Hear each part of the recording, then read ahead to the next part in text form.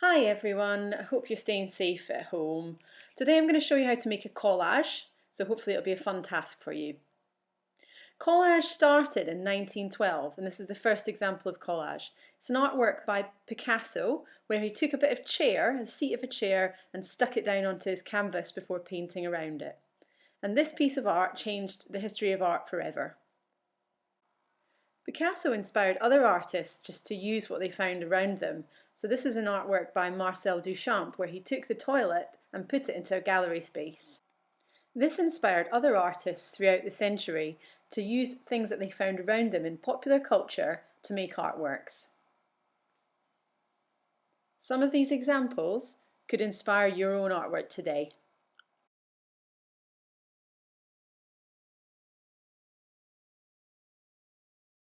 Now we're going to get our resources organised. So what I want you to do is go around and collect as many things as possible that you could use in a collage.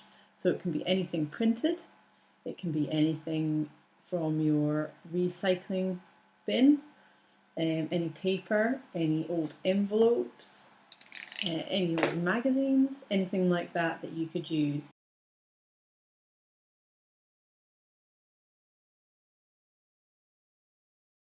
You can also get your wood glue or any other type of glue. Now don't worry if you don't have glue, because you can also just put all the images down and take a photo of them and just send us a photo. So if you don't have glue, don't worry. It's probably best not to use sellotape, because if you use sellotape you end up covering up your images in sellotape and sometimes you lose the quality. So the first thing I'm going to do is just to start cutting up bits of fabric or bits of images that I like. Okay, because my artist, he does portraits, but actually there might just be some interesting shapes that I want to cut out.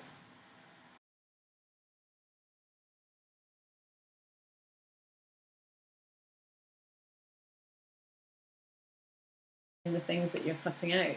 So that could be like the two eyes of a character. Maybe I'll look through my magazine as well.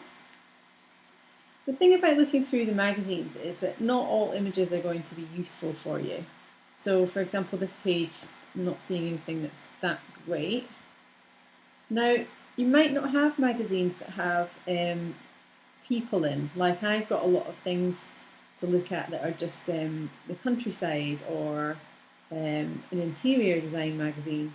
So I don't have that many of people. But when you do find a person in a magazine, it's often a good idea just to cut that person out, because you might be able to use their body parts and stick them onto something else.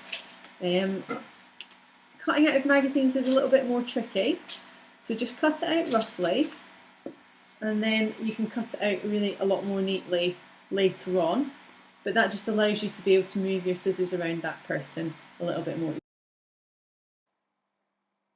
This lady here also has a bit of potential in this arm, and I was thinking about cutting her out, but it's got a bit of a flat edge on the bottom, so it's not going to be so believable if I stick that down.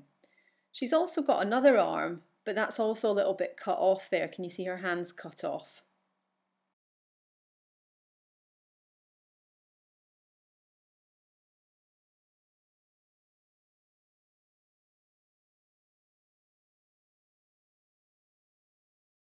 Now that I've cut everything out roughly from the magazines, what I'm going to do is just go around and really neatly cut out the bits that I like from those images. So for example, this one, that woman's arm is really nice and crisp. I'm just going to cut that arm out. And you're almost drawing with the scissors here. So take your time, really look at where that scissor is going to go. Try and get it as neat as possible. And it will take you a little while. Basically with collage, if you want it to be believable, it needs to be neatly cut out. If you cut it out roughly, it's not going to look believable. So if I stick her arm, for example, onto that, it won't look realistic unless the arm is cut really, really neatly.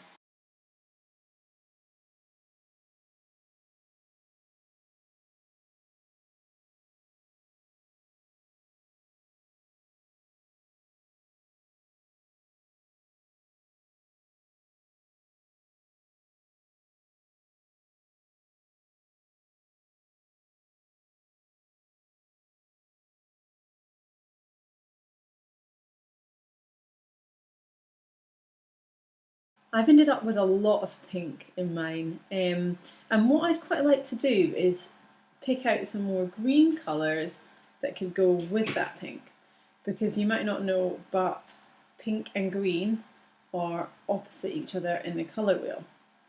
So if I use pink and green next to each other, that's going to be a really, really bright contrast.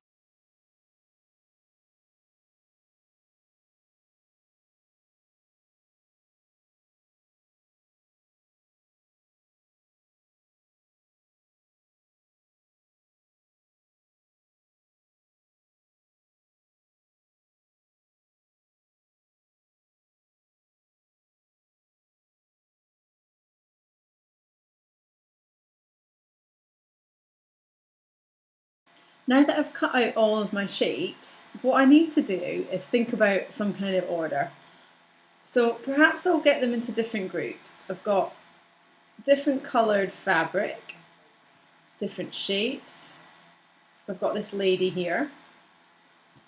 I've got some buildings. I've got some photos. I'll put those into a little pile.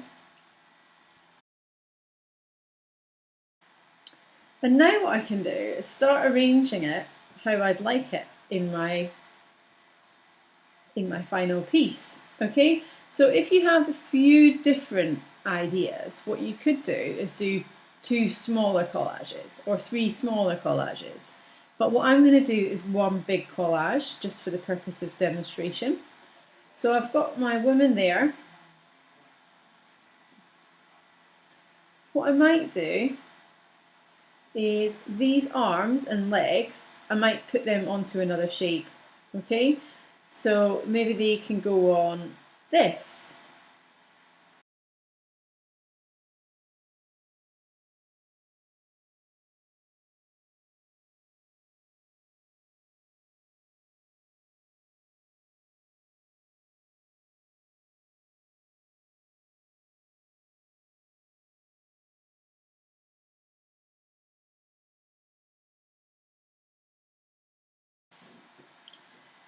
So I'm finished my collage now, and the only thing left to do is glue it. Now, obviously because there are some images that are in the background, I should probably start with them. You don't need to glue it, remember that. You can take a photo, bring it into school, and glue it when we get back to school. I'm just going to take my glue and pop a little bit on the back.